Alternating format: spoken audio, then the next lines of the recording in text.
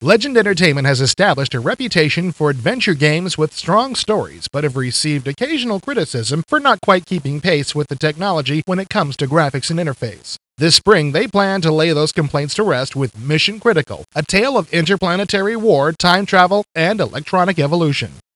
Set 140 years in the future, the UN has turned out to the bad guy of the piece. They're an oppressive bunch that started out as an idealistic world government built around a common market and turned into a nasty bunch that a bunch of countries are now trying to secede from.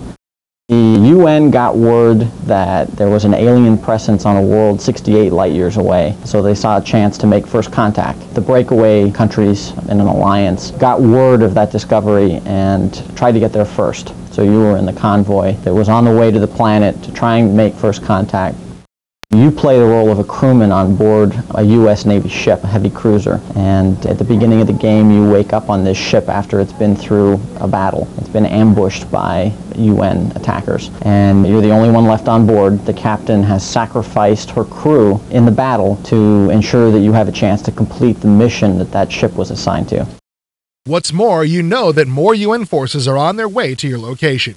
If you're going to have any chance of completing your mission, you must enlist the aid of the computers and robots on board your ship to get your systems back up and running and learn how to operate the weapons. The artificially intelligent machines all have distinctive synthetic personalities. If you survive the turn-based space combat sequence, your task is to track down the science vessel Jericho and make your way to the designated planet to make first contact with the alien intelligences there.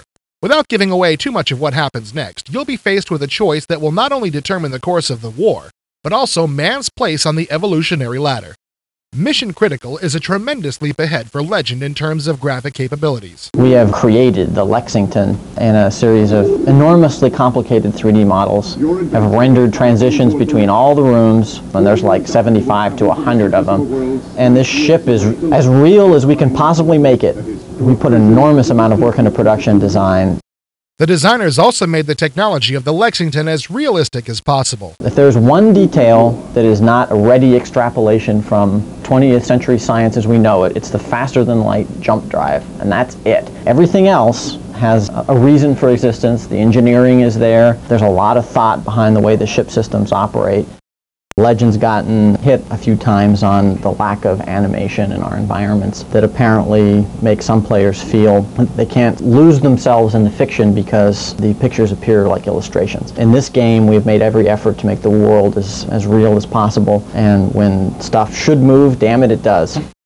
Mission Critical is a great-looking game with very serious philosophical implications in its storyline. The story is based on a question that has puzzled science fiction writers for a long time, which is how do we accommodate ourselves to the emergence of true artificial intelligence, sentient machine intelligence, artificial life, especially if the creatures that come into existence, the machine intelligences that come into existence, are superior to human beings in their capacity to evolve quickly, in their lifespan, in their raw intelligence. How do we deal with that?